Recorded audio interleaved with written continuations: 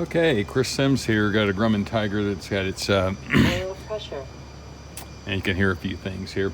Got its new avionics suite in here. It's the Dynon Skyview HDX, the Dynon D10A, and Avidyne IFD 440. Just because I would not ever be a serious IFR guy. It just gives me good radios and IFR GPS, and also got the PAR 200 B in here, and that one also has a VHF radio built in. Also have the Dynon system has the ADS-B in and out, and as you can see right there, that's an iPad that's mounted straight into the panel, and that allows me to save a lot of space, and it also directly connects to the IFD, which allows me to do all the switching, everything I need to do right with the iPad if I want to. Also, and of course I have the keypad. It goes with IFD 440 and 540, so that'll all work also. Right now this thing's kind of warning me because I'm on the battery, but I do have a charger out there connected. So I've had to get my amps down a little bit. When I turn the beacon on, it goes up about another 6 amps. Apparently that pulls a lot of power, but you can see right there on the screen. 13.9 volts on the battery and negative 9 amps, but I should be replenishing that.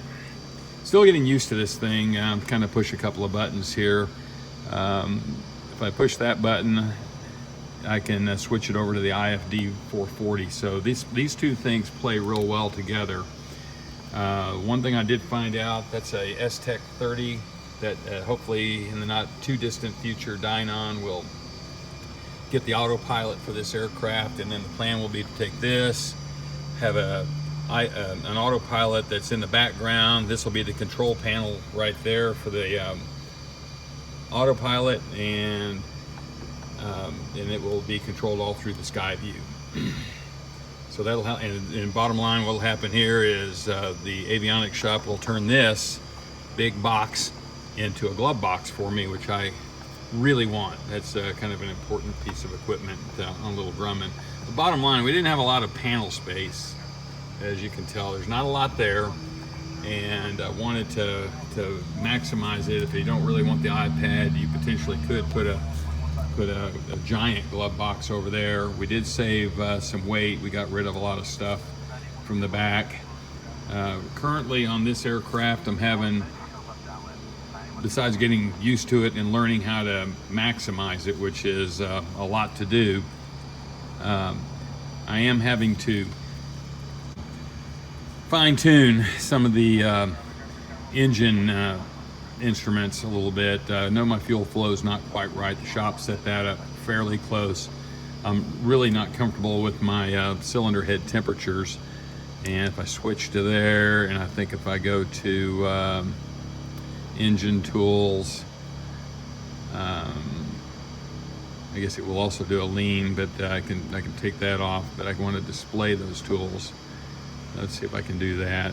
Display, well, hit that button on engine, and so now you can see the engine comes up. Of course, it alerts me to anything that's going on. Oil pressure, oil temperature.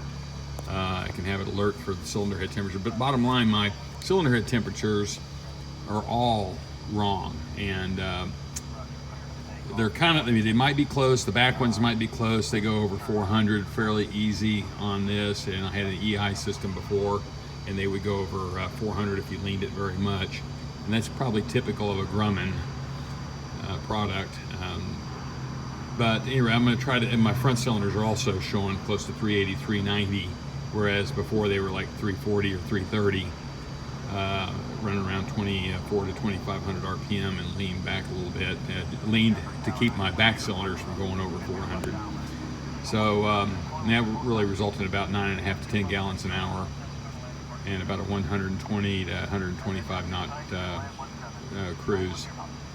So anyway, that's what we're working on. I think an annual, it's a pain to go back over to the avionics shop across town, and I have to get a ride back and such, but I think this is a great little system. It takes up very little room.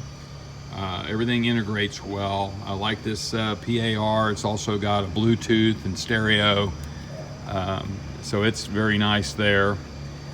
And did save a lot of panel space. I can do some other things if I would have wanted to. We did have a little more room above, but made it to where it's very functional and has a fairly nice layout and a nice look. Like I said, this is just removes. In fact, I'll just do that for you if I can do it. If I can see how to do it right now. Looks like push that button and that's out. And of course now you can just see that's the iPad mount. That's an iPad Air 3 that this aircraft has a mount for right there.